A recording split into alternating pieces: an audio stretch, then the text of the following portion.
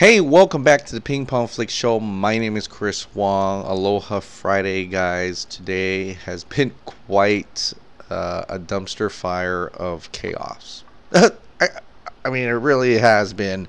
I've been on and off on Twitter, but it's just one after the other controversy and things. It's hard to stay positive as a DC fan. It really is. But I try anyway.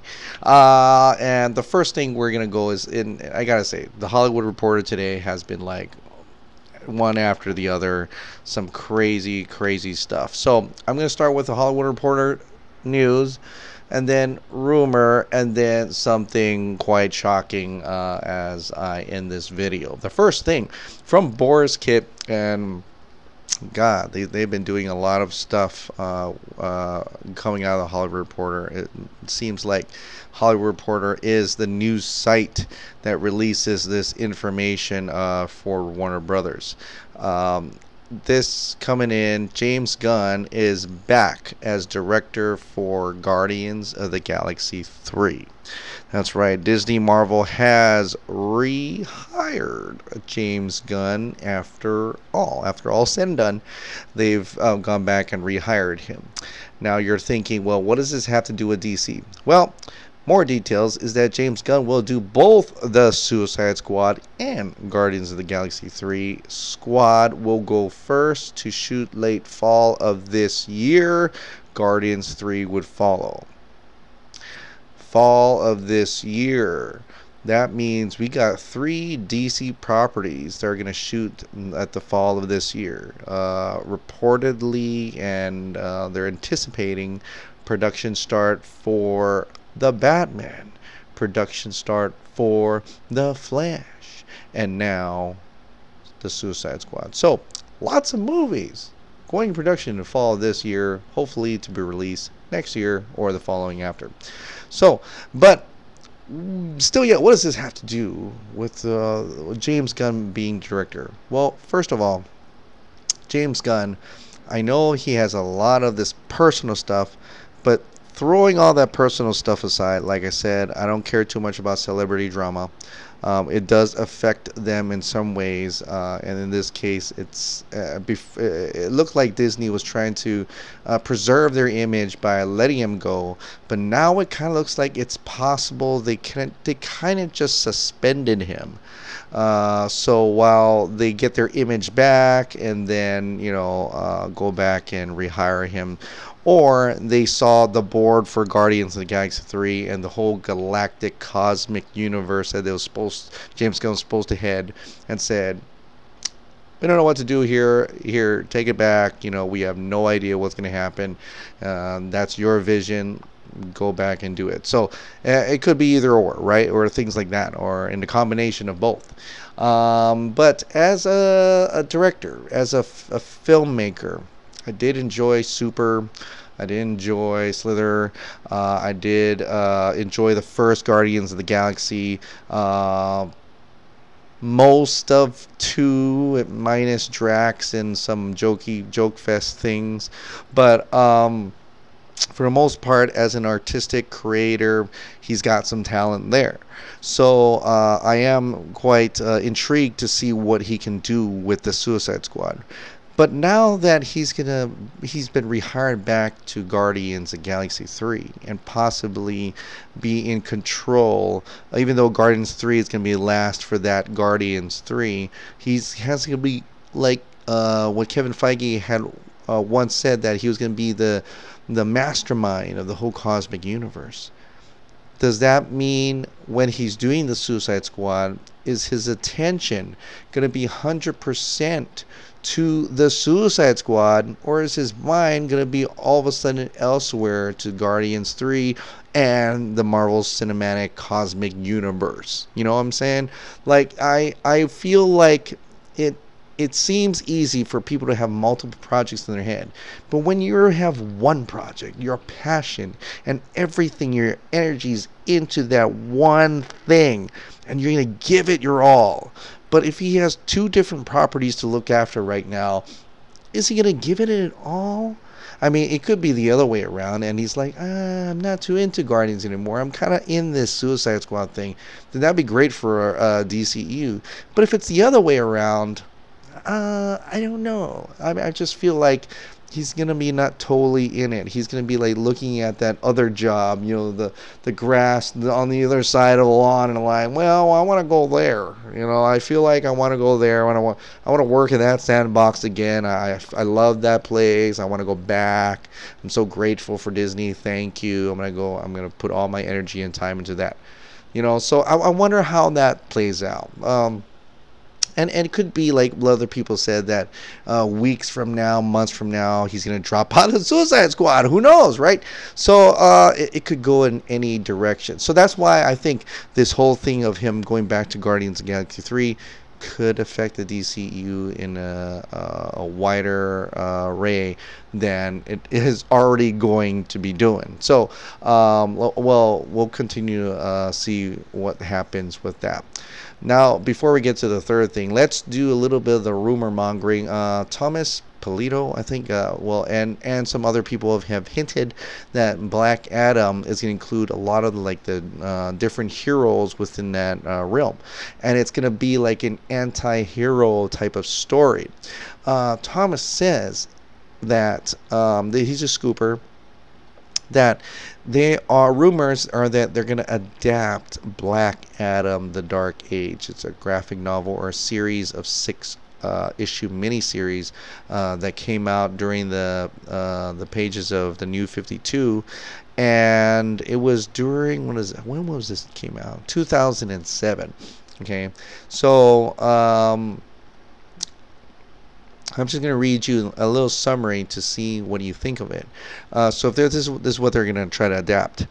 With the power of the gods stripped from him, 10th Adam is on a quest to find both the magical word that will restore him as Black Adam and the one thing that always kept his heart from turning completely black with rage, his deceased wife. So that kind of plays alongside of what Dwayne Johnson has said before about Black Adam, on how his version of Black Adam is that anti-hero, and it's going to be during the olden days and stuff like that. So we're going to have a little bit of that and stuff like that. I've not read this graphic novel, but if it is true, I am definitely going to pick it up and try to read it. But and I noticed people are getting excited because there's different characters, and like I said in the rumors before, there was going to be like Hawkman and Stargirl and Atom Smasher and stuff like that, which is all very interesting. But when you go to the DC Comics website, and like I said, I've never read this, you pull up the starring, right? Who's it starring in this thing? And I thought looking through this is really interesting. Now, they're going to adapt it. So when it comes to adaptations, it never really is the same unless you're Zack Snyder and you do the whole Watchmen thing. But for most part, adaptations, including Marvel, they've never really adapted it perfectly from like comics. You can't tell, a comic person can't tell you that, oh, that is a perfect adaptation. It's from panel to panel, character and character. The best adapted work would be Watchmen, and I don't think that's going to happen here. But just looking at this list of characters, I'm going to read it to you. Stars Black Adam. Now this, I'm talking about the 6-issue miniseries of Black Adam and Dark Age, not the movie. We don't know who's going to be in the movie, but I thought the cast here that's in this 6-issue miniseries is interesting and worth noting. Is that, of course, Black Adam, Green Lantern, Shazam, Firestorm, Hawk Girl, Hawkman, which we've heard, Mr. Terrific, Plastic Man, Wonder Woman, Batman, wow, Superman, oh yes, I wonder how that's going to be, Black Canary, Black Lightning, The Flash, Jay Garrick, Arsenal, Vixen, and Martian Manhunter. So I don't think A lot of those things probably not going to be in there, but and like I said, the rumor has it that it was going to have Hawkman, Stargirl, and Martian Manhunter. So we'll see. We'll see what happens with that. But it is interesting to see that there's going to be more other characters in this other than just a straight Black Adam origin movie, and hopefully it ties in with Shazam. I get to see Shazam next week, so I'm really eager to see if there's any type of Black Adam, Easter eggs in there or whatever, but or a clue to what's going to happen in the Black Adam movie. But it looks like they're going full ahead with it. We've seen a lot of other scoopers tweet out images of Black Adam. It's like it's coming to fruition, and of course, $7 production. Dwayne Johnson and Hiram Garcia and his ex-wife, Dwayne's ex-wife, has looked like they're pushing forward. Looks like Shazam is going to be a big hit, and they're going to move forward with this Shazam universe and with continuing with a Black Adam film. Right, so excited for that. So that's something positive, at least, and hopefully, hey, $7 production. Who else you got there? I don't know, Henry Cavill. Why don't you guys start make a Superman movie or something? But anyway, there was that little bit of news that I talked about yesterday about the Flash, and I was very excited because they're gonna start production, or rumor to start production of Flash in November. But then this hiccup showed up, and I'm going to read you this article. Of course, another one from the Hollywood Reporter. Flash shocker, Ezra Miller writing script in bid to stay on as star. But wait, that's not all. The actor is writing the script with Superstar Comics author Grant Morrison. In a bid to keep himself involved as the Scarlet Speedster, actor Ezra Miller is taking a hands-on approach to The Flash. Miller is taking a stab at writing the script for the Warner Brothers project, The Hollywood Reporter has learned. He has teamed up with Grant Morrison, the acclaimed comics author, to pen a draft that could determine if he stays on as star, playing crime fighter Barry Allen. The development has bubbled up from a clash of creative visions. Oh God, here we go again. John Francis Daly and Jonathan Goldstein, who have been on board the project since January of 2018, have a light-hearted approach to the material and even hail from that sort of background with credits like Spider-Man Homecoming and Game Night. Although Game Night was like a dark comedy. And as sources note, that is the general track favored by Warner's, which scored $1 billion hit with Aquaman by going the fun spectacle route and is seeing strong buzz on Shazam, which is wearing its superheroics is fun on its sleeve. Miller is said to want a darker take on the material. The two sides have been working on compromises since last year, but Miller took the initiative to tackle the story himself. He partnered with Morrison, with Warner's hiring the two to script their take. It is a rare move for an actor to be so invested in a superhero project that they switch hats, but Miller sees himself as deeply committed to the character.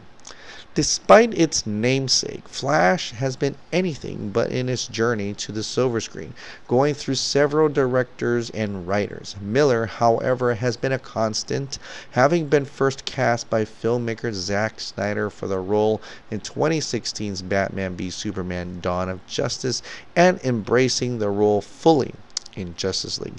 The script could be submitted to the studio as early as next week, but there could be a lot riding on it. If Warner chooses against Miller's take on the hero, the actor could part ways with the project.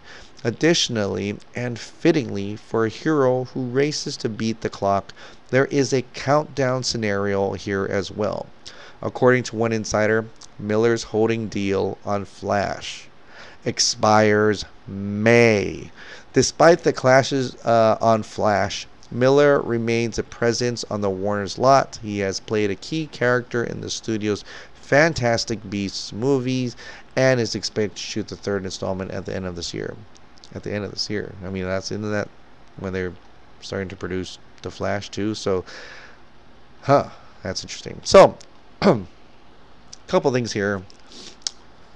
It does suck that they're not seeing eye to eye, the directors and Ezra Miller.